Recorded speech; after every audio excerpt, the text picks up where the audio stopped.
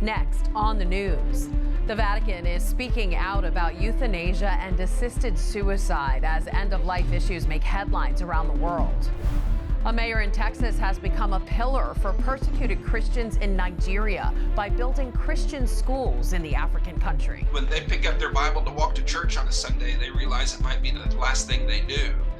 And they do it, and that's amazing.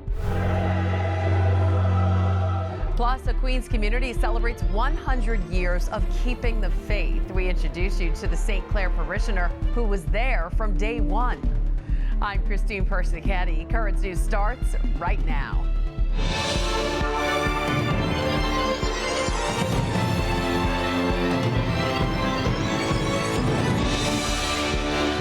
New word from the Vatican. The Holy See has published a guide outlining the Church's stance on end-of-life issues.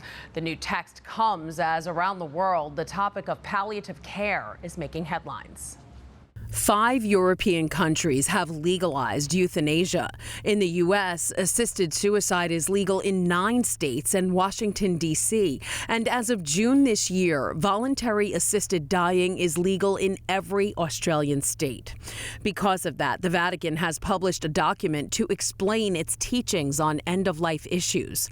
Small Lexicon for End-of-Life breaks down important words and phrases dealing with topics like euthanasia, the vegetative state, and assisted suicide.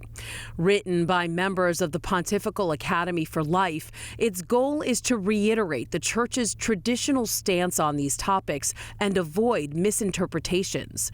For example, the document clarifies 3 circumstances where it is morally acceptable to stop artificial nutrition and hydration: when they are no longer clinically effective, meaning when the tissues are no longer able to absorb the administered substances, when they are unavailable in the healthcare setting, and when they cause the patient excessive burden or significant physical discomfort due to the instruments used. The new Vatican document ends with a form where a person can outline how they wish to approach healthcare treatments in the face of illness, disability, and death. In sickness, patients desperately need help making sense of their tremendous suffering, going beyond mere human reasoning and emotions, with a perspective that encompasses the entire spiritual and transcendent dimension of the person. This guide builds on a document the Vatican released 4 years ago that emphasized the importance of dialogue between patients and providers. The pro-life fight in Alabama has taken a turn after the state Supreme Court ruled in February that embryos are unborn children and destroying them could be considered wrongful death. Reports say more and more patients and fertility clinics there are moving the embryos out of state to either store them or destroy them. The Catholic Church is against IVF, saying it's never acceptable because it removes conception from the marital act and treats the baby as a product. In Florida, pro-lifers are trying to get the word out about an abortion item on the ballot this year. They say Florida Amendment 4 contains misleading language. It states that it will provide a constitutional right to abortion before fetal liability, which is estimated to be around 24 weeks. Florida bishops say the amendment would legalize full-term abortion with no protections for the preborn child. During his Sunday Angelus, Pope Francis prayed for the victims of that deadly plane crash in Brazil. No one survived when the aircraft went down in Sao Paulo on Friday. There were 62 people on board, including a 3-year-old girl and a 4-year-old boy. Investigators are still trying to figure out why the plane crashed. Dramatic video shows it falling from the sky, dropping 17,000 feet in just 1 minute. The 2 black boxes on board the aircraft have been recovered and sent to a lab to analyze. Aviation experts say there are clues that could help investigators. There was a warning on weather, and eyewitnesses do report hearing the engines running.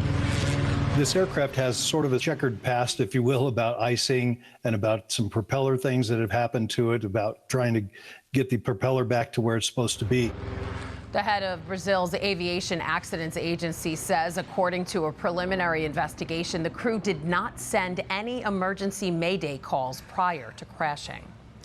7 priests have been sent to Rome from Nicaragua. They were being detained in the Central American country. The wife of dictator Daniel Ortega announced the priests were being released and sent to the Vatican, but there were no details about the negotiation that led to their freedom. 2 other groups of priests were exiled from Nicaragua in the last 10 months. A mayor in Texas is trying to make life better for persecuted Christians in Africa. Mayor Mike Arnold of Blanco is building schools for Christian children in Nigeria. And as Kelsey Gussie reports, they've become a pillar for those facing persecution.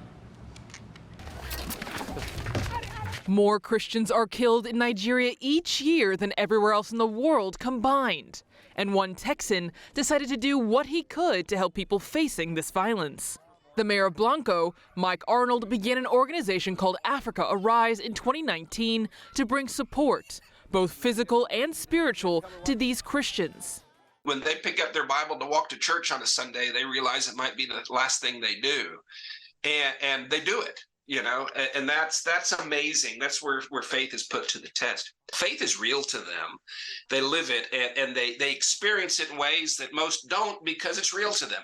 Another pillar of Africa Arise is working to improve the lives of internally displaced children. And it began at the request of one woman who escaped to a shanty town after her village was massacred. I asked her, my heart went out to her. I said, I want to tell your story. And if people want to respond, how can we help? And I thought she'd say running water, lodging, you know, it's a house, food, clothing, healthcare, sanitation, you name it. And she said one thing, she said, help me teach these children. From there, the organization founded 2 schools, offering classes to more than 500 full-time students. And they have broken ground on a 3rd school. Arnold says Africa Arise will continue to provide aid and education to the more than 5,000 children present in 3 camps in Nigeria. That was Kelsey Gussie reporting. If you want to donate to Mayor Arnold's organization, just go to letusriseafrica.org. The Olympics came to a close on Sunday, and leading the way for Team USA, 2 history-making Catholic Olympians.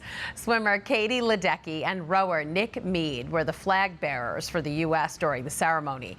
Ledecky, who is the most decorated American female Olympian ever, is a devout Catholic who often prays a Hail Mary before her races. Nick Mead, who made history as a member of the first U.S. men's 4 rowing team to win a medal since the 60s, is also a devout Catholic.